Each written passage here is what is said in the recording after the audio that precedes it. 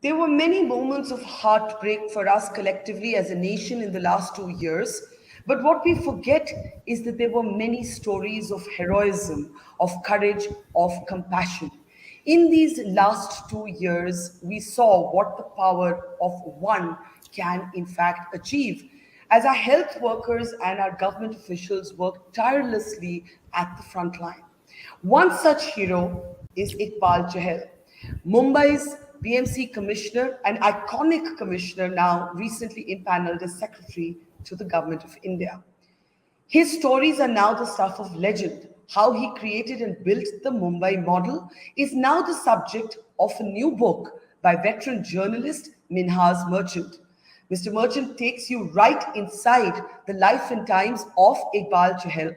And I am delighted to be talking to two men whose work I have followed very, very closely. All salute you. And Mr. Merchant, whose work I've been following as a student of journalism for many, many years. So, welcome to the program, both of you, and congratulations to both of you on this new book. I want to bring up the book once again for our audience. It's called Iqbal Singh Chahal, COVID Warrior, a biography of the iconic bureaucrat who changed the face of India's COVID response and became almost a cult figure, written by veteran journalist Minhas Merchant.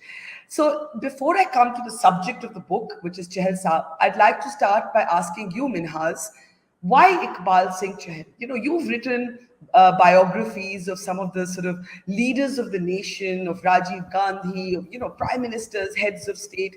What was it about Chahal Saab that captivated you, and you said, "I've got to write a book about him"? Yeah, Barkha, it came to me really during the lockdown. The lockdown was severe.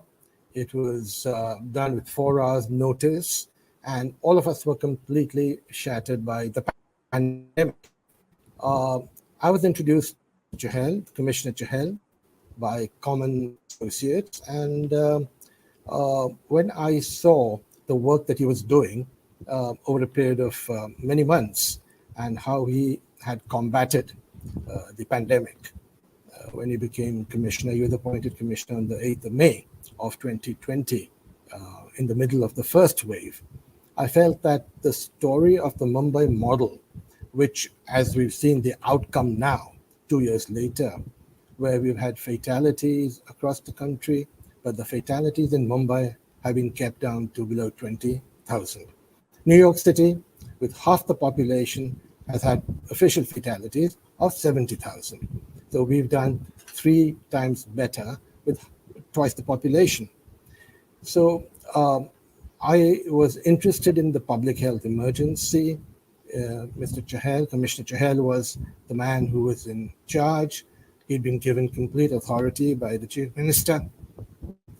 And the stream of innovation, starting with the 24 war rooms, and then, of course, the jumbo hospitals, the dashboard which gave real-time information, dialysis, and the Dharavi project, all of which were lauded by the World Bank. That is when we got together and we decided to do this book. And of course, I was following Mr. Chahal's work extremely closely through the pandemic, and I want to now go to Iqbal Chahal and ask him. One of the things that leaps out in Minhas's book in the beginning, Mr. Chahal, is how Uddhav Thackeray tells you when he appoints you and puts you at the helm of the job that if you succeed, the success will be yours. And if you fail, the failure will be mine. This is the Chief Minister of Maharashtra saying this to you. And Minhas's book opens with this sort of setting. And the other thing is how some politicians, the politician remains unnamed, complains that you don't change a general in the middle of a war. But of course, the book reveals that this is a war that could have been and would have been possibly lost had you not been the general in charge. So take us back, Chahal Saab, to that moment when Uddhav Thackeray pulls you out, says you've got to lead the charge. Aap haare to haar meri, jeete to jeet aapki. Talk a little bit about that moment. Yeah, thank you, Bakha.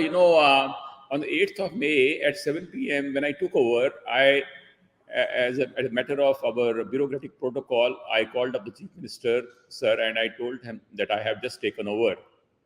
And Honorable CM is a man of few words, and he's very candid, and he's very truthful. He is not like a typical other politician you come across, because I have done 33 years in IAS. And he said, look, just remember two things. First, he said, look, this your chair of BMC commissioner is very powerful chair, is one of the most powerful chairs for a bureaucrat in the country. And he told me in Marathi, "Yala galbut lagu nahi." He said, there should not be any spot which should come on this chair, which you are occupying now.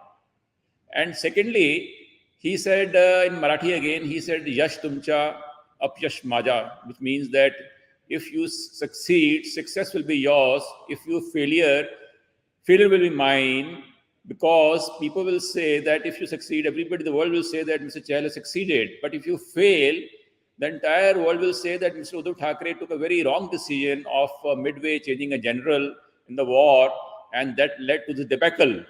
So he said, now it is up to you whether you want to succeed or whether you want to fail. So literally, I closed my eyes for a couple of seconds after that call, and he put the phone down after that. He didn't discuss anything else. And I closed my eyes for about 20, 30 seconds. I said, look, here is a man who has put so much of trust and faith in me. And I remember that day I was number 34 on the civil list of Maharashtra cadre. There were 33 officers senior to me. Normally, BMC commissioner is somebody who's number 2, number 3 in the state hierarchy. And most of the BMC commissioners have gone as chief secretaries from here. And I was at number 34. There were 32 officers between me and chief secretary.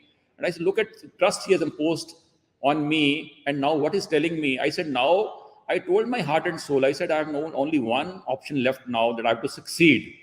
So this, and in the last 33 years of my service, I had never come across such a statement from a politician who would say, success will be yours and failure will be mine.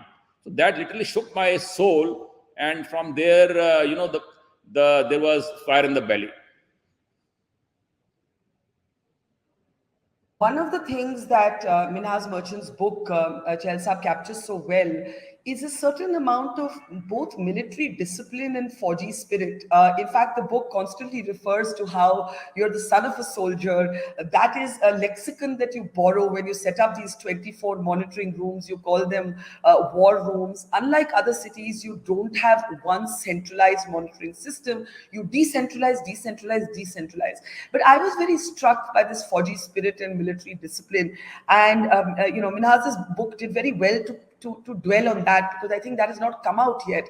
Can you talk a little bit about how that shaped your COVID responses, Chahal Saab? Yeah. My father was an armored corps officer from 16th Light Cavalry. And I have spent first 21 years of my entire life in arming cantonments, starting from Ahmednagar to Ptiala to Pathankot to Jodhpur to Faizabad to Tezpur and Assam, all over the country. And I would many times accompany my father to exercises in when we were in Jodhpur. He took me to brass tacks, famous Jal Sundarji's brass tacks. And I would accompany him for 2-3 days in my holidays. And I would see how they have sand models, how do they plan, how they have war rooms, and how they virtually enact a war in these exercises, which they happen in Thar Desert every year for officers. And my father was a very strict disciplinarian. He used to be very punctual. He used to be very disciplined. In fact, when I got married in Chandigarh, the barat was getting late because my friends were dancing and we were just about 5-10 minutes late. My father told me that if you don't reach on time, I'm going to walk away from the wedding. But now when I look back, these were such great virtues which my father grooved into me. I always proudly say that in 33 years of my service, never ever a meeting has started late with a chair. And I value punctuality and discipline a lot. If I give somebody time of 12 o'clock, 11:55, I start getting anxious that 12 o'clock is coming. So these things and these war rooms and sticking to discipline and I many times I operate in a military style. Like lot of my colleague officers, when I was collector for 8.5 years in Aurangabad, 4 years, 4.5 years in Thane, our ministers also would say, you look like IPS officer, not like IAS officer.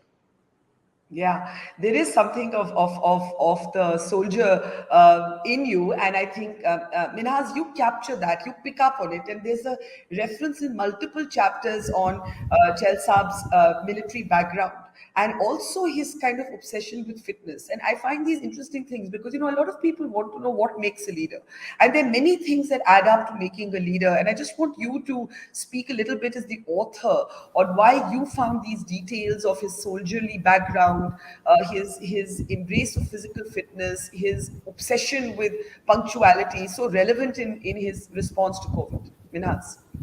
Yeah, Barka. I think one of the defining characteristics of Commissioner Chahal is his courage. I think courage, resilience, and determination, incredible stamina for hard work. I think all of these have added to make him a very effective leader. And the army background, I myself have uh, a connection with the armed forces because my father-in-law was a vice admiral, and the discipline that he had, and which I was privy to, it's something that I respect in people. Punctuality, like Commissioner Chahal, is something that I again am very keen on. But I think within 24 hours, in fact, in probably 18 hours after being appointed the commissioner on the 8th of May 2020, Commissioner Chahal went into the COVID ICU of Nayar Hospital. And we all know that a COVID ICU during that particular first wave was lethal. It was a death trap. But with complete PPE protection equipment, he went in there the very next day after being appointed commissioner. I think that kind of courage is what inspired the whole team of the civic body to themselves really work very hard and to follow the leadership of Commissioner Chahal, because that kind of courage, resilience, and determination and complete commitment to work, that Barkha, I believe, is what defined leadership by the commissioner. Now, Chahal Saab, one of the things that was so difficult for you is that the city of Mumbai is so congested. And Dharavi became this kind of test case. And, I remember when I was in Dharavi on the ground in the first wave, I didn't know coming from Delhi and also not having done enough reporting on these issues, I must confess before, that they were 8,000 toilets for a population of over 8 lakh people. And I'm underlining this because a lot of people outside Mumbai may not know these details. And this is the scale of the challenge you had. Asia's largest slum, 8 people sometimes living in a space the size of a closet. How do you stop a virus from spreading where there are community toilets, where there are literally thousands of people per bathroom, and yet you were able to do it? Talk a little bit. I know the book talks about it, but I think it's very important, Jail Saab, for us to pick up Dharavi and the slums of Mumbai, and how you managed to turn that around. And once you had that contained, I'm sure you felt, okay, now I can do anything. Barkha, Mumbai is the second most dense city in the world after Tokyo. But if you compare Tokyo with Mumbai, Mumbai has more than 11 million people living in slums, unlike Tokyo, where social distancing is absolutely big no-no. It's just not possible. For Dharavi, we have 2.34 lakh people per square kilometers, one of the highest density anywhere in the world of human population. And before I became commissioner on the 8th of May 2020, Honorable CM had assigned me the job right from 20th of March onwards of collecting and collating all the parameters of COVID spread in 27 municipal corporations and 36 districts of Maharashtra on a Google Drive. And every morning at 10 o'clock, I'll present to the CM and CS how many people have come COVID in the state, how many have been hospitalized, classification of hospitals, then other issues related to COVID. So I was well aware of what's happening in the state in those last 47, 48 days before I became commissioner.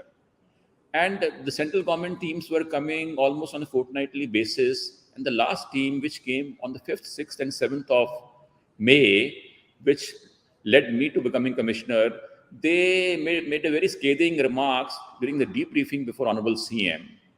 They said that that DMC workers and officers are not moving out of the offices. They are stuck to the office because they're afraid that if they go to slums, they may catch COVID and die. And normally, they found that they said that the people go to containment zones at the exit gate only, fill up some forms, and come back to show that they visited the containment zone. This was the feedback given by the teams who visited these slums. So when I took over that morning, three dead bodies were found on the roads on the 8th of May. One person gasping for breath and life from Dharavi slum. He was on moving towards Sion Hospital and he passed on the way, fell on the road divider. Then there was another person found dead in auto rickshaw, a third dead body in the other footpath. So when I took over commissioner, I knew exactly what has to be done. First, I knew that I have to take over this 100,000 of my people out of the offices of comfort zone and get going into slums. Like Minaz sir said that the moment on the 9th May, I came out of ICU COVID. From there, I went straight to Dharavi and did almost a 5.5 kilometer march there in the containment zone in Mukund Nagar in Dharavi. And I was walking there for several hours in the containment zone with my core 8-10 people. And there I realized that these public toilets, which have 20-25 seats, are the major spread of COVID virus. So on the spot, I took a decision there that instead of sanitizing them once in a day, we will sanitize them 5 times in a day, so that the fresh batch of people coming there, they get sanitized toilets. And I went and stood in the last seat, deep inside the toilet for a couple of seconds, to tell my people that if you take proper precautions, COVID is not going to kill you. And then we started sanitizing every public toilet, hundreds of them in Mumbai, in all slums, 5 times in a day, which continues today also. And the result was that we had zero malaria death in that year, 2021, in Mumbai, because we started sanitizing the lanes and by lanes of slums. So slums got over sanitized. Then second was in that March that day, I realized that it is very difficult to take out these thousands of people into hospitals or testing labs and test them. We decided that we were going to test these people at their homes. And if anybody is found COVID positive, we would pick up 20 of his close family members and relatives and neighbors by force initially and later on voluntarily, put them in buses. And we requisitioned 211 hotels with 48,000 rooms, 3-star, 4-star. And we started shifting these people into these hotels so that these high-risk contacts don't catch COVID and they don't multiply positives in the slums. You'll be surprised that in the first 5 weeks, we moved 1.46 lakh people, high-risk contacts, into these comfort zones of 3-star, 4-star hotels, for which BMC paid for 10 days free boarding and lodging. And on the 10th day, we would conduct their RT-PCR test. If found negative, they'll come back to the sanitized homes, or they'll move to the hospitals if they were found positive. So this disconnect literally destroyed the virus. And we started this from 11th of May, after my 9th May visit. And now everybody remembers on the 11th of July, exact 60 days, the WHO Director General came live on press conference, said that the virus is under control in Dharavi and the slums of Mumbai. So it was like going on the front foot. And the moment the commissioner walked into these slums, and it was not photo op, he was walking there for kilometers together, half a day. And I visited 55 slums of Mumbai, and every visit was accompanied with such a march. So suddenly we found that thousands of our officers, SWAT officers, our health staff, they started moving into slums, and that fear went away. So those days there was no vaccine, there was no treatment protocol, but it was just our willpower and our just courage which destroyed this virus. One of the other very talked about measures and approaches you had that almost got challenged in the Supreme Court is that the tests, results of COVID tests would be sent to you directly. Talk a little bit about that. You know, we have shown, if you look back, we have shown tremendous risk appetite. On the 25th of May, I remember that I told my core team of 4 or 5 officers, I said, look, every evening since I joined on 8th of May, about 1,000 odd cases are coming COVID positive, and these lists are mailed. The reports, positive reports, are mailed to these patients who are COVID positive, and then each patient is generating about 10 phone calls. He calls up his officer friend, IAS officers, IPS officers, journalists, doctors, industrialists, requesting them to find a bed for him. And once one fellow is generating 10 phone calls, 1,000 people generate 10,000 phone calls to the control room. And those days we had only 3,700 beds in a whole of Mumbai BMC area, which ultimately we took to 100,000 in few days. And the poor control room, 30 lines collapses. And then immediately the electronic media takes over, and then the government media takes over. I would get calls from union government, health secretary, other functionaries that, Chahal, your control room is jammed, lying dead, it is not working, the lines are not working, the media is saying that your control room is down. So I said, what is the use of the control room if every evening, within few minutes, it has to collapse? So I said, let us disband and this do with this control room. So my additional commissioner health, Mr. Kakani, said, sir, there will be havoc. We have only one control room, and if that also goes away, just imagine what is going to happen in the city. I said, let me complete. Then I announced this ward war room idea, and I said, we'll implement this. And but in the ward war room will be functional only if you have a number of ingredients put into this ward war room. It can't be just an air-conditioned hall. Number one, you needed a real-time, online, integrated dashboard of all hospitals for bed allotment. You needed dedicated ambulances there. You needed dedicated teams there. Then, most important, you have to ensure that no report goes to the patient directly from the lab to the patient. They must be routed through the ward war rooms. Only then the ward war rooms can monitor these patients till the end. And secondly, once the patients don't get these reports directly, there'll be no chaos in the city. Nobody can call up for bed, because we will go with the beds to the patient homes to the ward war rooms. Now, in that, we created a software where all test swabs taken during the day, the positives would come to us only at midnight. And early morning, we'll start announcing through 240 dashboards to the patient who all is COVID positive. Number one, it took away the chaos and panic. Number two, it became very focused fight. But there were certain vested interests who took us to Supreme Court. And they say, sir, how can the right of patient to receive COVID positive report can be compromised by Mr. Chahal's orders? Because I had written orders to the labs. If anybody shares report directly, I'll suspend their license of the testing lab. So ultimately, but when it was pointed to Supreme Court about the right of the patient, things like that, so I was told to file an affidavit, which I did. And then we even made a video, how our system is functioning. Our turnaround time is 16 hours. We get reports at midnight, 8 o'clock. It's announced to the patients. By 10 o'clock, everybody is announced. And then by whoever needs beds, by noon time, our ambulances reach the patient's home, and we lot the beds at the residence of the patients.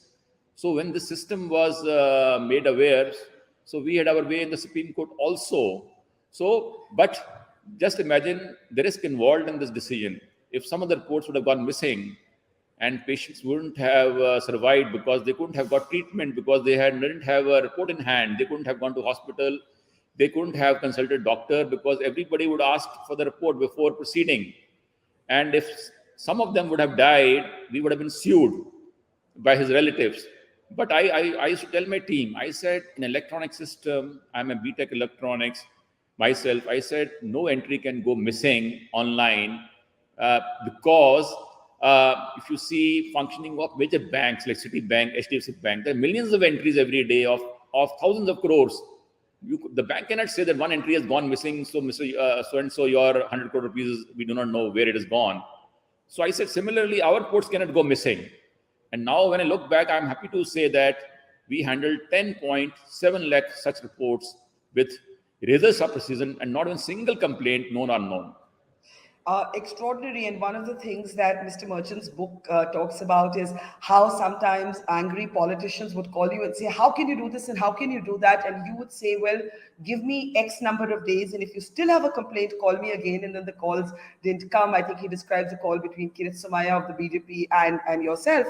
But Minhas Merchant, if I may ask you, as an observer of politics over decades, what does Iqbal Chahal's sort of response approach tell us about governance? Appetite for risk and courage and compassion are three qualities here. But what about decentralization? It's Yeah. very, very interesting. The way Mumbai itself, we think of the Mumbai model as a monolith, but the Mumbai model had decentralization at its heart. Yeah, Barkha, quite right. The main thing, the real success of the Mumbai model was decentralization. Commissioner Chahal basically converted Mumbai into 24 mini Mumbais. One control room was there, and that was kept, but it became, it was kept by the way. 24 war rooms were instituted, and each of those war rooms, because the total population of Mumbai under Commissioner Chahal's jurisdiction is 15.5 million people. Now, to look after that in one go, very difficult. The first thing he did, 24 war rooms, and therefore the population per war room was about 6 to 7 lakhs, much more manageable. So I think that decentralization lies at the heart of the success of what Commissioner Chahal did. The other thing, Barkha, that you mentioned is what defines success in these situations, apart from what we've already talked about: hard work, determination, resilience, and raw courage, and discipline and punctuality, all of which Commissioner Chahal has exhibited. I think what really stands out here is the almost symbiotic and seamless relationship between politics and administration, where you have complete faith in your administrator, and the politician says, as you quite rightly remarked, that if it works out, the success is yours. If it fails, then the failure will be on my head. Now, when the political authority says that and gives you that kind of confidence, and you work seamlessly with that political authority, that I think was really what helped Commissioner Chahal do what he did independently and with a very good outcome. And of course, we've spoken about Mr. Chahal's being a tough guy. But as they say, tough guys also have a soft heart. And one of the moments that I have personally seen Chahal Saab show extreme vulnerability, Chahal Saab, is when you recount what you once told me, and Mr. Merchant has very kindly quoted from that interview in his book, of what you call the worst night in your life. And you're talking about 168 patients who have to be moved because there is a shortage of oxygen, and these 168 people could die if they're not moved. And the book captures it very eloquently, that worst night of your life.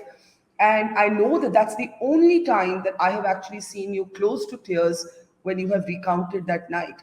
So I want you to talk a bit about that and how Mumbai was different in handling the oxygen crisis, from other cities who were despairing right through the second wave. Barkha, on the 17th April night, 2021, at about 12:30 in the night, when I received a call that 6 hospitals of Mumbai with 168 patients, 34 in the ICU, and all 168 in oxygen, in 6 hospitals like Bhaba, Bandra, Shatabdi, Kandivali, then one Chembur hospital, they are going to run out of oxygen in next 90 minutes or so if we don't do something. All of them will die. So, we swung 200 ambulances within the next 30 minutes because we had 1,000 ambulances on Uber platform. And these ambulances were roaming around in streets of Mumbai at around 1 a.m. onwards. And by 4:35 a.m., we had shifted all 168 patients, including patients in ICUs, to our jumbo hospital, where luckily that evening we had 3,600 beds available, including 850 oxygenated beds were available. I said, if I see ICU not available, put them in oxygenated beds. And look at what a divine presence that all of them survived. So it was very difficult night, but ultimately, when I look back, very satisfying. And even today, I can hear, there's something about recounting this that does something to you, isn't there? Yeah. And I always tell my team, in fact, recently I addressed the probationers of Lal Bahadur Shastri Academy also. I said, compassion is one thing which is never demanded, but it should come automatically. For example, somewhere in the book, it is also written that during the second wave, when oxygen became a big issue, one evening, late in the evening, around 11:30, 12 o'clock, I got an unknown WhatsApp. One somebody writes to me, "Sir, my father is dying. Please save him." So immediately I copied that WhatsApp number. I gave it to my control room in charge. I said, "Isko immediately send ambulance, locate where he is, give ICU whatever it is, and isko hospital leke aao." And the next morning, I realized that there may be so many other people like this who are in slums, or they are on the very poor of the poorer section of society. So let me do something. What a little I can do. Yeah. I made a 5-member core committee. I said, let us take just 10 seconds to save a human life. I'll tell you how. So I said, whenever such message would come, I'll just spend 5 seconds to forward to that core team leader. And I will not talk to you. I will not ask you anything. The message is that this person has to be given ambulance and bed. And once the bed is allotted, ambulance is allotted, you have to send me a WhatsApp back without any reminder from me saying that, sir, so and so hospital, this category of bed has been allotted and ambulance has been sent. And I would spend another 5 more seconds to forward this back to that number where it has come from. And because I just cross check, if they hadn't got a message from the core team of hospital, bed or ambulance, they would write back to me, say, sir, we have no message. Later on, people became so smart, they started writing in the WhatsApp message, name of the patient, cell number of the correct person, and address. And, if you see, I always say that if you see my phone today, there are at least 200 such messages which I've never saved because I do not know who they are. And my strike rate was 100%. And once they were allotted bed, 5 plus 5, 10 seconds, and they would come on the hospital bed after 20 days, 25 days, there would be another message, the next message there, saying that, sir, today my father is getting discharged and we are going home. Thank you very Yeah. much.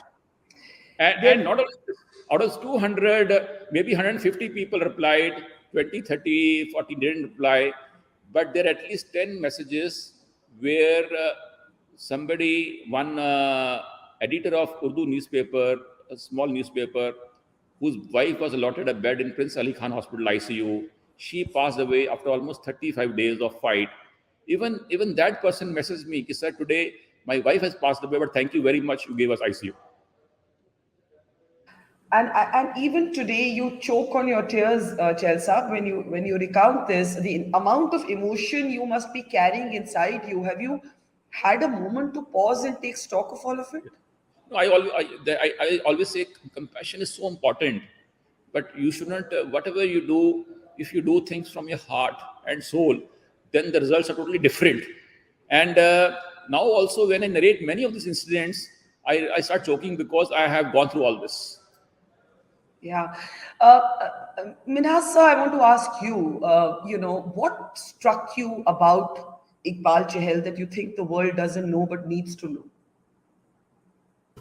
But I think what Commissioner Chahal, uh, very few people know this, but I think he's a very emotional person, but there's an incredible amount of steel within him. And that gives him a great deal of courage. We've talked about that.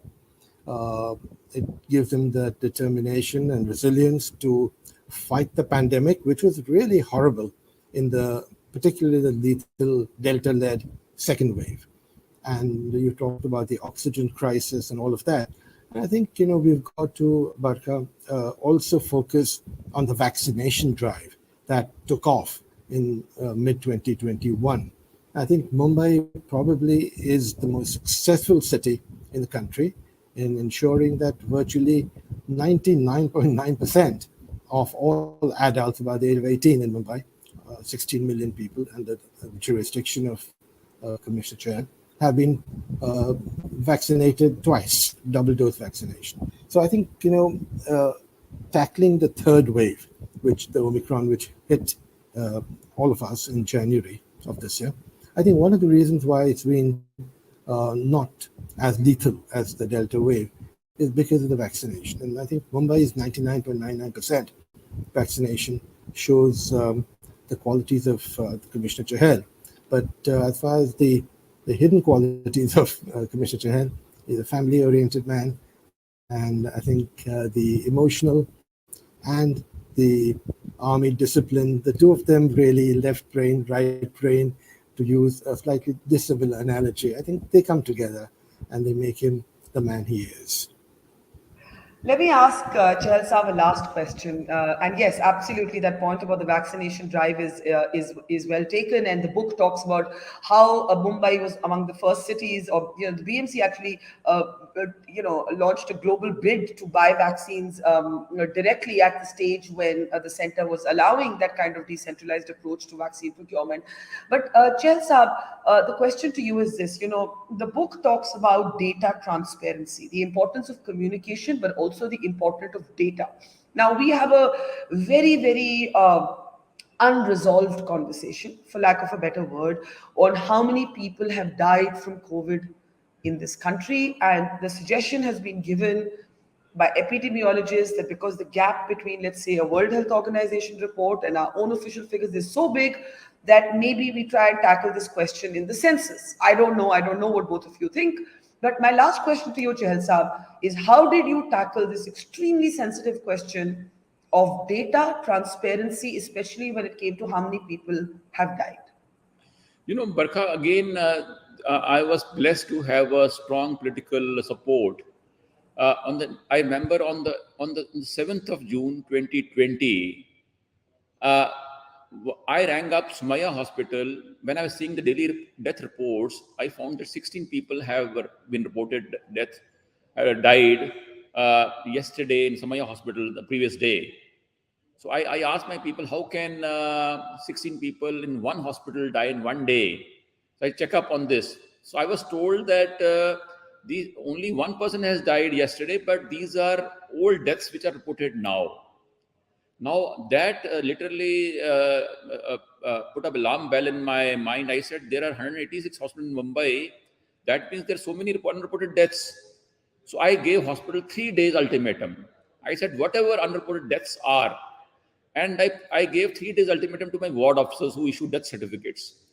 I said there are many people who died at homes because initially there are only 2 testing labs in Mumbai, and the test swab report won't come in 10, 15 days in the month of April. So not only patients died, the high risk contacts died outside the hospitals only. I said I want all these death reports to be investigated and all these figures must come out. So I remember on the 12th of June, 2020, 864 such deaths were unearthed. I went to my chief minister. I said, sir, I found that 864 deaths are not reported in Mumbai. So we have two options, either to keep quiet or we declare on the website now, because deaths at home are not getting covered in any hospital report. He said, Chahal, Honorable CM told me, he said, we have not killed these people. They are victims of pandemic, and why should we shy away? We should have courage to declare them. He said, go and declare all of them. And remember that on 15th June, suddenly 864 deaths were declared in single day, and there was uproar in media. Government of India officials were called up that from where all these deaths have come. So I told them, I said, let other cities of India also do investigation of home deaths in the month of April. And I'm sure our story won't be different from others. So when our CM told me, be courageous and be transparent, and our transparency later on was certified by the Washington Post. So that gave me courage. that what if I am fully transparent, I have no problems from my political leadership. And that is what brought transparency to Mumbai. So I must give this credit to our political establishment for standing by me and encouraging me to be transparent. And Barkha, before we finish, I'll be failing in my duty if I don't give full credit, 100 or 100 marks to my team BMC. They have been outstanding. I salute them.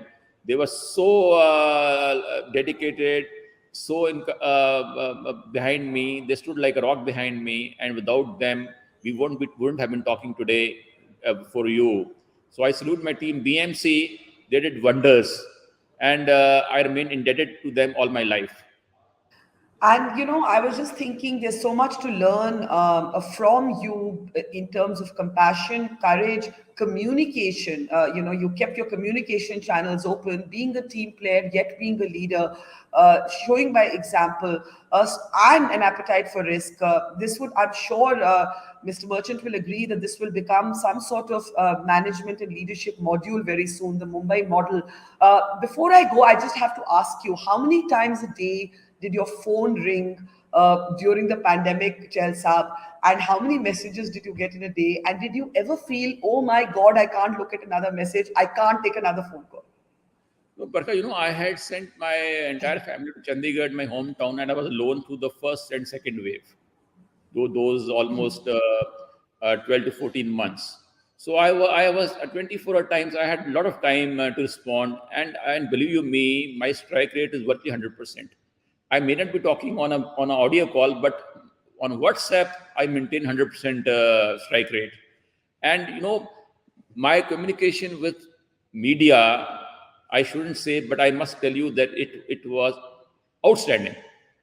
And no media question would go unanswered. If media would ask me any question, I would respond in few minutes. And literally, you can take that score as 100% of my strike rate with media. And one of the success reasons why I succeeded was strong support from the media also, from electronic and print media. If you scan last 24 months of newspapers, there was hardly any discouraging or a criticism which was pointed at me. The media was always encouraging me, and I Yeah. think this happened because my communication channels were media were outstanding. And Mr. Merchant will bear me out here that basically you didn't evade or duck any questions. You were ready to answer any questions, and almost automatically that leads journalists to be generously disposed. If one can ask the tough question, have that tough question answered, and not be penalized for asking the tough question. I mean, I think that's a great spirit. The book is a must read. As I said, the Mumbai model, Iqbal Chahal's leadership of it, as captured by Minhas Merchant, is going to be, I'm pretty sure, a management and leadership module of our times. But for all the lives he saved, this is a living testimony, as it were, and that is why it is so critical. Thank you, Mr. Merchant, for writing it. Thank you, Mr. Chahal, to you and to everybody in your team for doing what you do and for your service. Pleasure talking to both of you. Take care and see you soon. Thank you very much. Thank you. It's great to see you here. Thank you for watching our work. If you haven't subscribed yet, don't forget to click the bell icon and subscribe to Mojo Story and support independent, robust journalism.